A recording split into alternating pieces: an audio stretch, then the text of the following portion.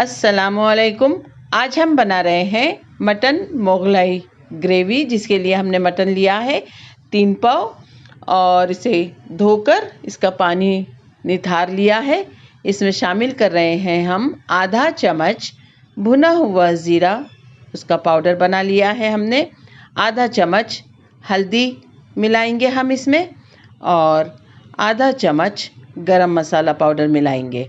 साथ ही इसमें शामिल करेंगे लाल मिर्च का पाउडर। लाल मिर्च इतनी शामिल कीजिए जितना तीखा आप खाना पसंद करते हैं। धनिया पाउडर 1.5 चम्मच शामिल कर रहे हैं और नमक आप अपने जायके के मुताबिक डालेंगे। ये अभी हमने गरम मसाला पाउडर शामिल किया है। साथ ही इसमें मिलाया जाएगा अदरक लहसुन का पेस्ट और दही। दही आपने खट्टा शामिल नहीं करना है, वरना ग्रेवी का जायका बहुत ही खट्टा हो जाएगा। 2 चम्मच हमने दही मिलाया है। अदरक लहसुन का पेस्ट 1-1 चम्मच शामिल करेंगे और इन तमाम मसालों के साथ मटन को मैरिनेट करने के लिए रख देंगे कम से कम 2 घंटे। और अगर आप प्री प्लान बना रहे हैं तो इसे ओवरनाइट भी रख सकते हैं। देखिए हमने 2 घंटे के लिए रखा था।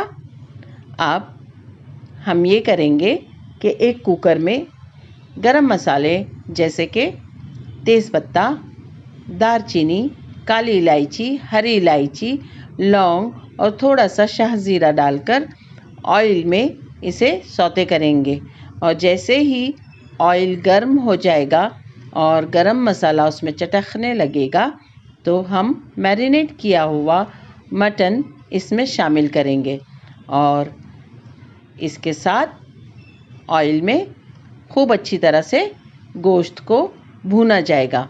याद रहे कि ग्रेवी चाहे कोई भी हो, उसे जितना भूना जाएगा, उस पर जितनी मेहनत और तवज्जो दी जाएगी, आपकी ग्रेवी का जायका उतना ही लजीज होगा।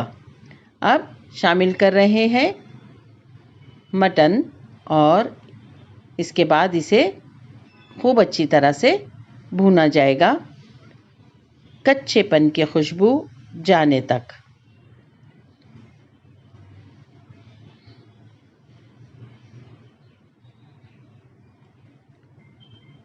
ग्रेवी हमारी पकने लगी है, इसे खूब अच्छी तरह से भूनेंगे और 3 दरमियाने साइज़ के टमाटर खूब अच्छी तरह से बारीक पेस्ट बना कर लेना है। जब इसकी ऑयल सरफेस पर आ जाए तो टमाटर की ये प्यूरी इसमें जो हमने पीस के रखी है शामिल करेंगे और टमाटर की प्यूरी डालने के बाद भी खूब अच्छी तरह से भूनना है, वरना ग्रेवी पानी छोड़ने लगेगी।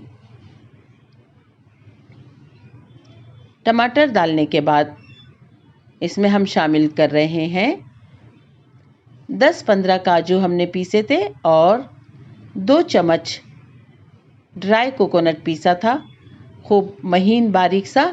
और इससे ग्रेवी के जायके में बहुत ही लजीज जायका शामिल हो जाएगा।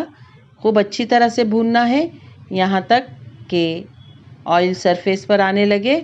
हम इसमें 2 कप पानी शामिल कर रहे हैं और कुकर का ढक्कन लगाने वाले हैं, लेकिन इससे पहले हम इसमें शामिल करेंगे 3 दरमियानी साइज़ की प्याज जो हमने काट कर तल ली थी और उसे खूब महीन सा मिक्सचर में पीस लिया था।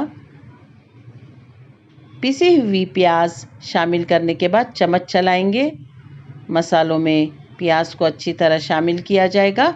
इस स्टेज पर भी आपने नमक टेस्ट कर लेना है। हमारा मटन मोगलाई बनकर तैयार है। अल्लाह ताला आपके दस्तरखान पर बहुत सारी बरकतें और नेमतें अता फरमाए। दुआओं में याद रखिए।